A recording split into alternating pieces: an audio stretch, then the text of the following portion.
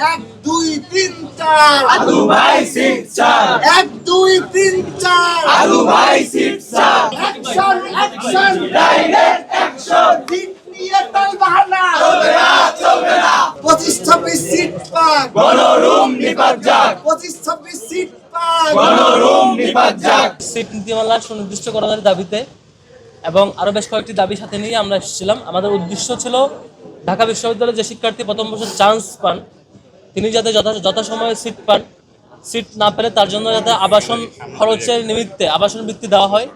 এবং একই সাথে আমাদের উদ্দেশ্য ছিল যে রিয়াড নেওয়ার যে প্রবণতা শুরু হয়েছিল সেই প্রবণতা যাতে না থাকে ক্যাম্পাসে, সেটির জন্য সুনির্দিষ্ট নীতিমালা প্রণয়নের জন্য আমরা দাবি জানিয়েছিলাম। সেদিন বিসি স্যার সকল মিডিয়ার উপস্থিতিতে বলেছিলেন 30 তারিখের মধ্যেই ওনারা আমাদেরকে আপডেট করবেন, জানাবেন যে কোন কোন হলে কোন কোন পর্যায়ের কত সংখ্যক শিক্ষার্থী এখনো সিট না পাওয়ার কথা থাকলেও তিনি সিট নিয়ে রয়ে গেছেন অছাত্র।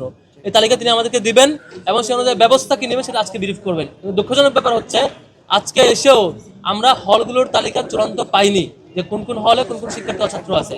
এবং সবচেয়ে দুর্ভাগ্যজনক ব্যাপার হচ্ছে হলের সিট দেওয়ার জন্য যে সিট প্রণয়ন নীতি সুনির্দিষ্ট নীতিমালা দেওয়ার কথা ছিল সেটিও চূড়ান্ত করেনি।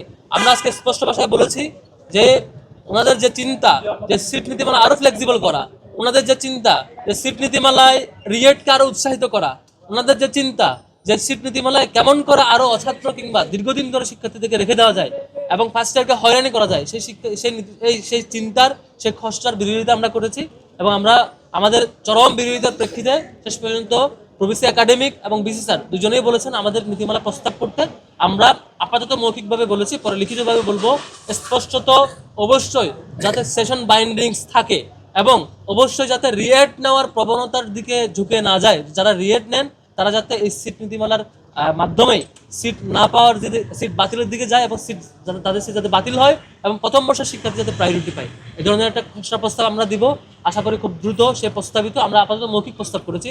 উদ্দেশ্য একটাই যে সেশন বাইন্ডিংস যাতে থাকে এবং বারবার পরীক্ষায় মাস্টার্সের রিয়েট দিয়ে হলের সিট নিয়ে থাকবার যে প্রবণতা সে যাতে বন্ধ হয়ে যায়।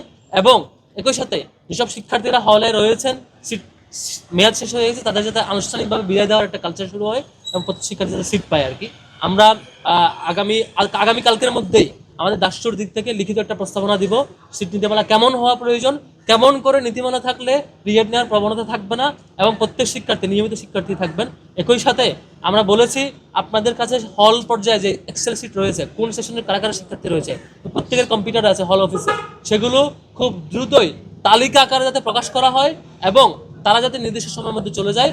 এবং আমরা আরেকটা প্রস্তাব করেছি যে অনেক হলে মেয়ের মাঝামাঝি পর্যন্ত সময় দেওয়া হয়েছে সিট সার্ভার ব্যাপারে, সেটি সময় কমিয়ে নিয়ে এসে সিট নীতিমালার আলোকে দ্রুত সময়ের মধ্যে যাতে সব শিক্ষার্থীকে এই সিট দেওয়ার যে সিস্টেম সে আওতায় নিয়ে আসে। এর বাইরে যেসব শিক্ষার্থীরা সিট পাবে না তাদের জন্য আমরা আবাসন বৃত্তির জন্য আলাদা করে সেই মডেল প্রস্তাব করবো ইনশাল্লাহ। বিশ্ববিদ্যালয় প্রশাসনের পক্ষ থেকে যে রেসপন্সগুলো পেয়েছি এটা এক ধরনের মিক্সড রেসপন্স বলা যায়।